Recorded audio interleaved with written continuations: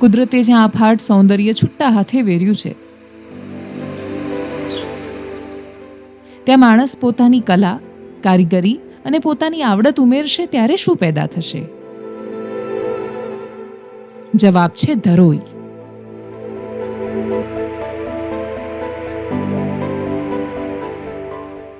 મહેસાણા જિલ્લાના સતલાસણા તાલુકામાં સાબરમતી નદીની સુંદરતા સાચવીને બેઠેલું ધરોઈ ખાલી બ્યુટીનું જ નહીં, આખા ઉત્તર ગુજરાતના ટુરિઝમનું સેન્ટર પોઈન્ટ છે.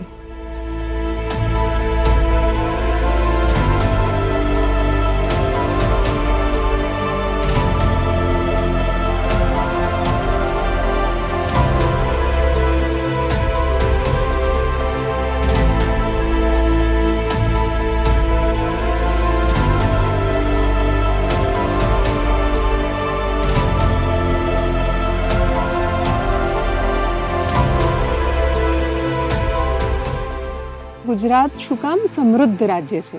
એટલા માટે નહીં કેમ કે અહીંયા માત્ર ઉદ્યોગો છે ને ખૂબ બધા પૈસા છે, એટલા માટે કેમ કે અહીંયા કુદરતી સંપદા બહુ છે, નૈસર્ગિક સુંદરતા ખૂબ છે.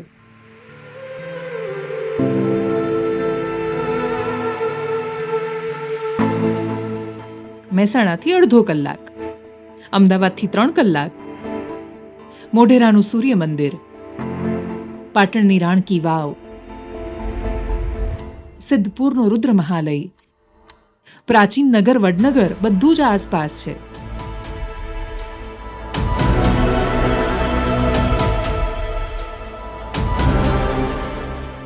આગળ નીકળો તો બાજુમાં જ તારંગા, અંબાજી માનું સાનિધ્ય, બાલારામ જેસોર સેન્ચ્યુરી. 3-4 દિવસનું તમારું ગુજરાત દર્શન પાક્કું ગણી લેવાનું.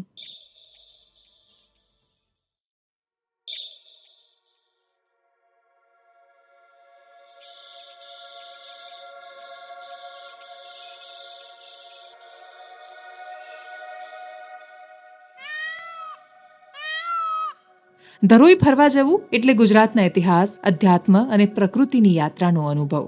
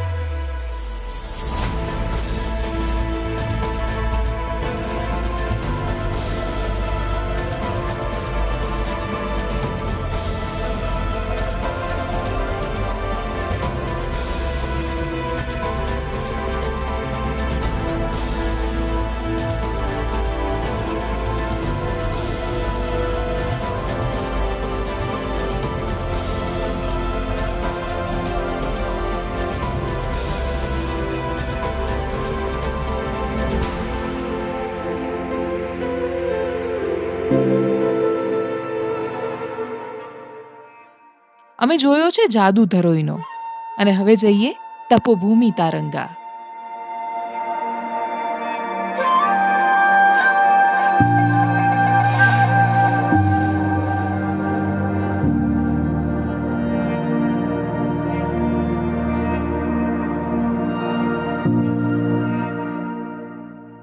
નામ જ કેટલું અદ્ભુત છે.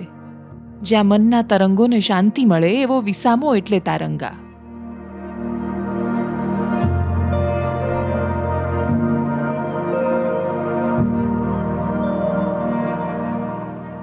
તારંગાની આ ટેકરીઓ એટલે આધ્યાત્મિકતા અને જ્ઞાનના ચિરંજીવ શિખર.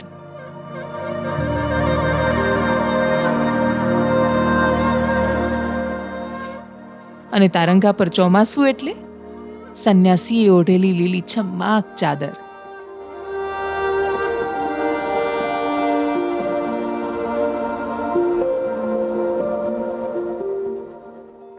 ક્યારેક દૂર કોઈ મંદિરમાં ઝાલર રણકે કે ઘંટડી પડે ને એનો ઝીણો અવાજ પણ સંભળાઈ જાય, અને એ અવાજ પણ આપણા શ્વાસ જેટલો ધીમો હોય.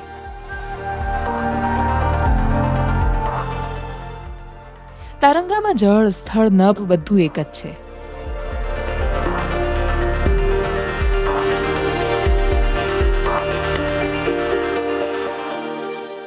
અને એટલે જ તારંગા અદ્ભુત છે.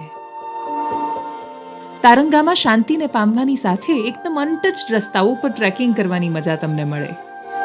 શ્રદ્ધા સાથે એડવેન્ચર ઉમેરાય ત્યારે મોજ ડબલ થઈ જાય. અહીંયા બધું શાંત છે અને છતાં સતત છે.